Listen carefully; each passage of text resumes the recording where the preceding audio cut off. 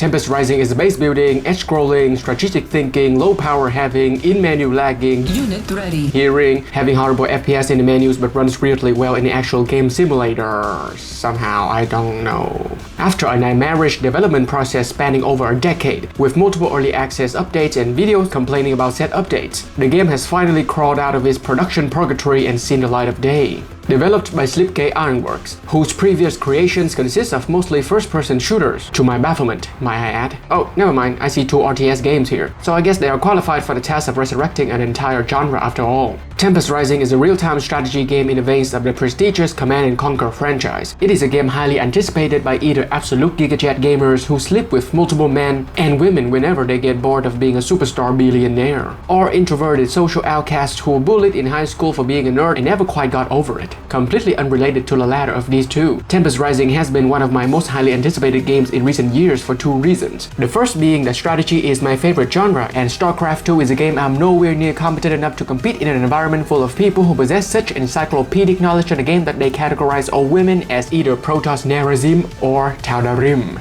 The second reason being I'm not autistic. Unfortunately, real-time strategy as a genre is deader than the wife of a CEO at Ubisoft after he found out that she's been sleeping with the guy who made Assassin's Creed 2. So the fate of this video, along with the future of my channel as well as my will to live, is left to the whims of the algorithm. Some might say it's career suicide for me to make this video, to which I reply, suicide? I'm in.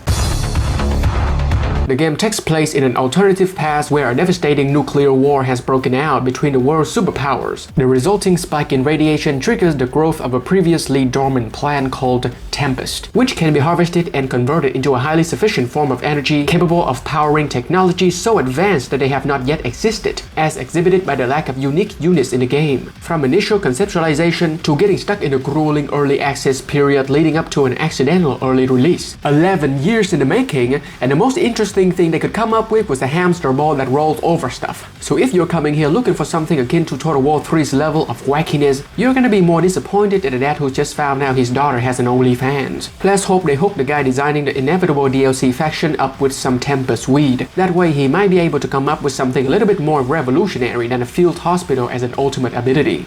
But I digress. Even though the story is seemingly present just for the sake of being there, I was actually quite invested in the few twists and turns it has to offer. A totally foreseeable outcome considering I play action RPGs for the story and not for the endgame, where people run around like baboons complaining about not being able to nuke the screen in 1 click, but 2. In this universe, there are 2 factions, the Global Defense Force and the Tempest Dynasty, who are stuck in a perpetual conflict for ultimate dominance over the increasingly bountiful reserves of Tempest spreading all over the world. Without going into heavy spoilers, the self-proclaimed GDF good guys aren't what they appear to be, and there might be more to the Tempest Dynasty than SS cosplay and cute gas mask mommy.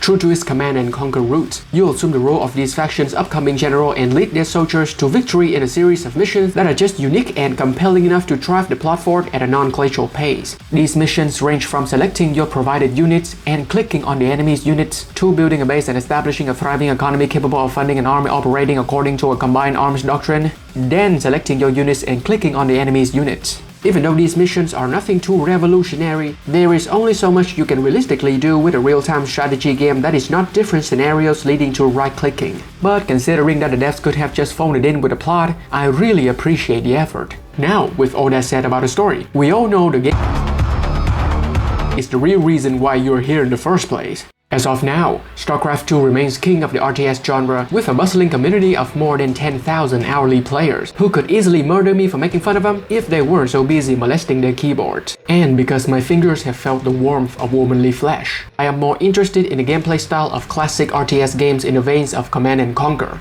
where more of an emphasis is placed upon battlefield strategy instead of micromanagement aspects like the economy or individual unit maneuvers. But I don't fault you for having a preference for the latter though. Different strokes for different folks, as they put it. I am macro, you micro. However, you won't be forced to choose, since in my subjective opinion, Tempest Rising has managed to find a pretty good spot between the 2 gameplay styles. I'd say it's on about the same level as Red Alert 3 on a babysitting scale. While with its hero units, environmental hazards that can be leveraged to level the playing field, vehicles that can convert into mobile bases, and units that have different unique abilities that you have to somehow activate in the oppressive heat of battle. We'll touch more on this in the video section.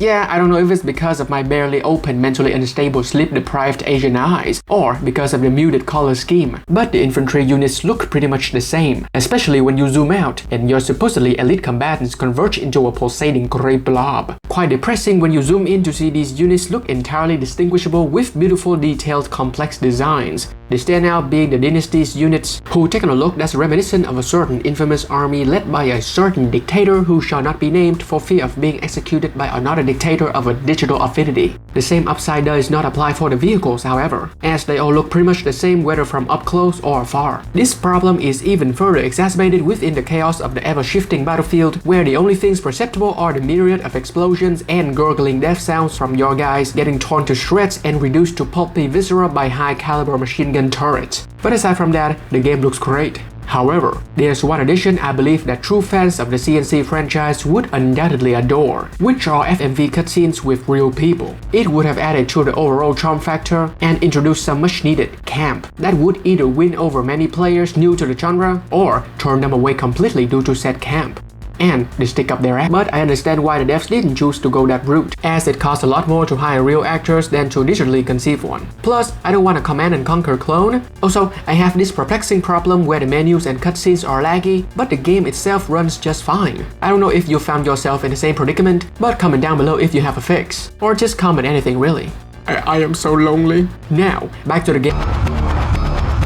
Places a heavy emphasis on calculated aggression. From the map design to the unit speed and the short time to kill, everything is built upon aggressively expanding your territory and resiliently contesting captured resource points. Skirmish matches always start off calm and tranquil, with you watching your building slowly get constructed, admiring the sheer meticulousness of their animations, witness in awe until it abruptly escalates into you desperately scrolling through your infantry mass to activate their abilities while scrambling to get your tanks into position so that they don't congest the traffic while simultaneously getting bombarded by the AI announcing you have a building that's halting your base development until you've manually placed it in an optimal spot in your base, which your enemies have been attacking with a small skirmish force without your knowledge. And this is no exaggeration, by the way. The game can get pretty intense really fast. This is why I recommend at least finishing the story missions before jumping into skirmish mode. Anything else is akin to going into a debate with a radical modern feminist. You think you're ready, but you're either walking out defeated or consumed. Despite my choice of profession, I am plagued by a concept referred to as a social life, so I have neither the time nor the mental capacity to actually delve into the intricacies of Tempest Rising's balance. But even when I haven't familiarized myself with the shortcuts or unit compositions, I was still able to complete the story, though admittedly with much adversity from time to time. So I can confidently say that even the most casual of gamers can finish this game, even if they possess the mental capacity of your average Twitch streamer. Never have any fucking pity for any fucking soldiers. Who fucking who? I hope you get PTSD. Though this feels like petty nitpick, considering the size of Slipgate Ironworks, it pains me to say that there is a distinct chasm between the quality of the game's visual and that of the voice acting. Don't get me wrong, it's not all bad. Some of the characters here sound like they were performed by professional voice actors. Commander, good of you to join us. Gotta say, your file was a pretty impressive read. I have reinforcements for you on their way from the east. Still, your window of opportunity is brief. Whereas many others feel like they just grabbed a random guy off the street to read some lines written on a crumpled piece of dirty toilet paper. We're close. The main surface base should be on the other side of the bridge. We got choppers, General. Want me to face him? But this does little to detract from the quality of the overall package. As for me, the only voice acting that really matters is that of gas mask dictator mommy here, who is cute and not at all crazy, contrary to what the GDF propaganda suggests. Anyway, your next task is on the northern border. Needless to say, Tempest is not the only thing that's rising tonight. Now, as opposed to the voice acting, everything else sounds wonderful. The game simply sounds good, especially the music, which my utterances lack the capability to convey the level of badassery it exudes. So, have a listen.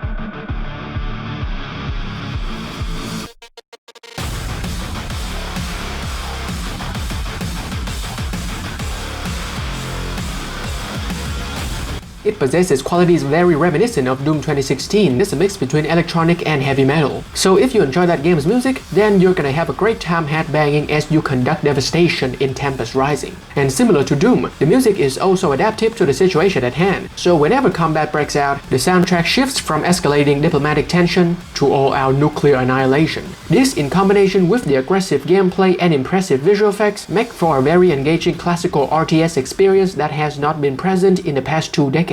Should you play Tempest Rising? Well, I say yes. Not $40, yes, but on sales, yes. Because high production quality, 2 distinct factions, an entertaining storyline, and an online multiplayer community that will eventually devolve into incessant bickering about unit balancing might not be worth it in the long run. Well, unless you're in said community. In that case, what are you waiting for?